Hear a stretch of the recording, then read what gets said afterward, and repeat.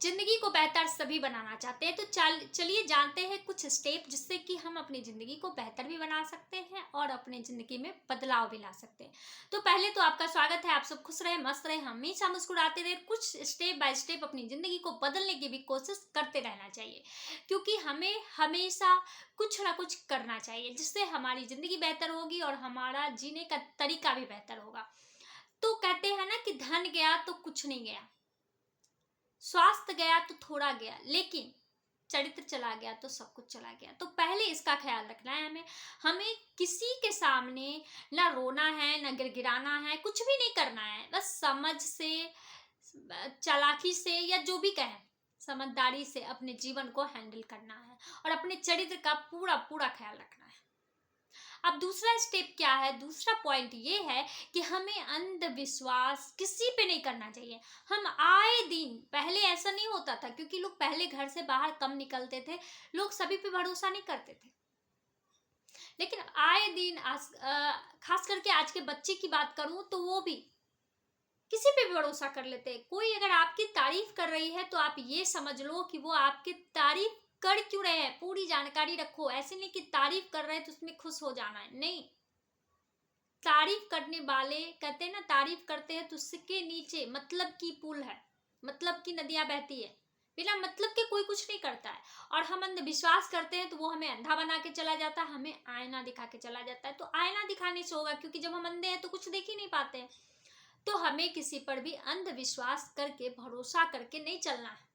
खुद की सोच समझ के, खुद की बातों से, समझदारी से चलना है, तो हमारा जीवन बेहतर होगा और हम कभी भी दुखी नहीं होंगे।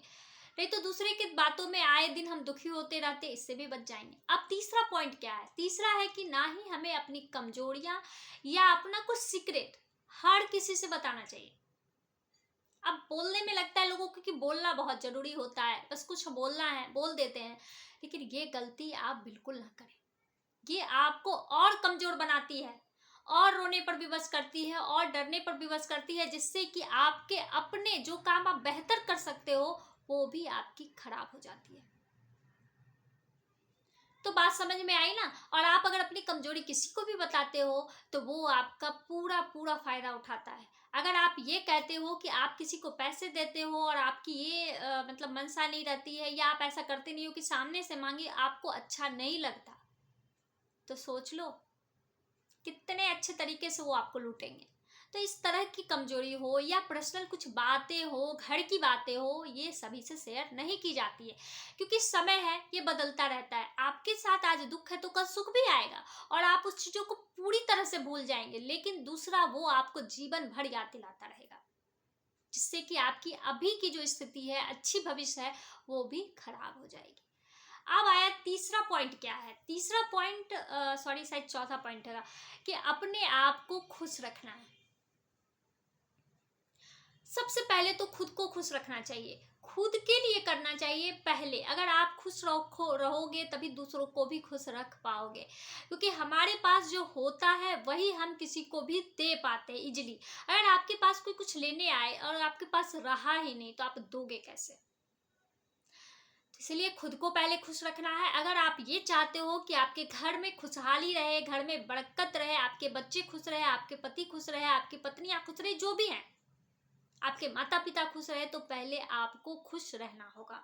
क्योंकि जब हम खुश रहते हैं तभी हम दूसरों की बातों को भी अच्छे तरीके से समझते हैं और उसका भी निष्कर्ष निर्णय लेते हैं और हल भी निकालते हैं। लेकिन जब हम उलझन में रहते हैं, उलझे हुए रहते हैं, तो हम कुछ भी नहीं कर पाते हैं। अब आया पांचवा पॉइंट। पांचवा पॉइंट है हेल्पिंग नेचर रखना चाहिए। ऐसा नहीं कि अगर आपके लिए कोई नहीं कर रहा है तो आप भी किसी के लिए ना करो, ये गलत बात है। हम कैसे हैं, हम जैसे हैं, हम बहुत अच्छे हैं, लेकिन दूसरे के लिए अगर हमें बदलना पड़े तो ये भी गलत बात है ना। क्योंकि भगवान कहते हैं ना कि अब अगला क्या कर रहा है उस पर ध्यान नहीं देना। होता क्या है, कभी कभी हम दूसरों को बहुत ज्यादा करते हैं और वो नहीं करता है बदले में, तो फिर हमें बहुत बुरा लगता है और हम अपने व्यवहार को ही चेंज कर डालते हैं। ऐसा नहीं करना है। आप किसी के लिए भी अति ना करें। कोई आपसे रिक्वेस्ट कर रहा है, कुछ बातें पूछना चाहता है तो ही बताएं। अरे बस फोन लगा दिया फटाक से, अच्छा उसकी बातें जाननी है, ऐसा गलती बिल्कुल ना करें। क्योंकि जो हमारे पास आता है हम उसके निर्णय ले सकते हैं, उसको कुछ बतला सकते हैं, लेकिन हाँ पूरी तरह से उसमें भी नहीं घुसना है, क्योंकि वो बंदे की भी ये टाइम जरूर खराब है, लेकिन जब सही टाइम आएगा तो वो बंदा ये बातों को भी भूल जाएगा और आपको भी इग्नोर कर जाएगा। तो आपको भी सभी चीज़ों में नहीं घुसना है और हेल्पिंग नेचर रखना है। जिसे ज़रूरत है उसकी मदद हमेशा करना है, चाहे बातों से हो, चाहे पैसों से हो, चाहे स्वास्थ्य से हो, चाहे शरीर से। होता है ना कि हम किसी के लिए खड़ा भी हो जाते हैं तो वो भी एक हेल्पिंग होता है। किसी की बेटी की शादी हो रही है, उसके घर में कोई देखने वाला नहीं है, खर्च तो बहुत कर रहा है लेकिन कोई मतलब देखने वाला नहीं है, तो आप उस समय अगर 2 घंटे के लिए भी उसके घर में खड़े हो जाते हो उसके रिक्वेस्ट पे, ऐसे नहीं कि अपने मन से जाके, ये बहुत गलत हो जाता है आजकल। बिना मांगे राय देने वाले बहुत बुरे हो जाते हैं, तो ऐसा नहीं करना। अगर उसे आपकी मदद चाहिए, आपका टाइम चाहिए, तो आप टाइम दो, वो भी एक हेल्पिंग होता है। और दूसरे के चेहरे पे मुस्कान लाने की पूरी कोशिश करनी चाहिए, ये हमारा कर्तव्य बनता है, क्योंकि हम मनुष्य जाति में है ना, हमें मनुष्य की तरह व्यवहार करना चाहिए। जानवरों की तरह व्यवहार तो आए दिन लोग कर रहे हैं, हमें ऐसा व्यवहार बिल्कुल नहीं करना है। तो इसी से छोटी छोटी बातों से हम अपने आप को बदल सकते हैं, अपनी जिंदगी को खुश रख सकते हैं और जिंदगी को बेहतर बना सकते हैं।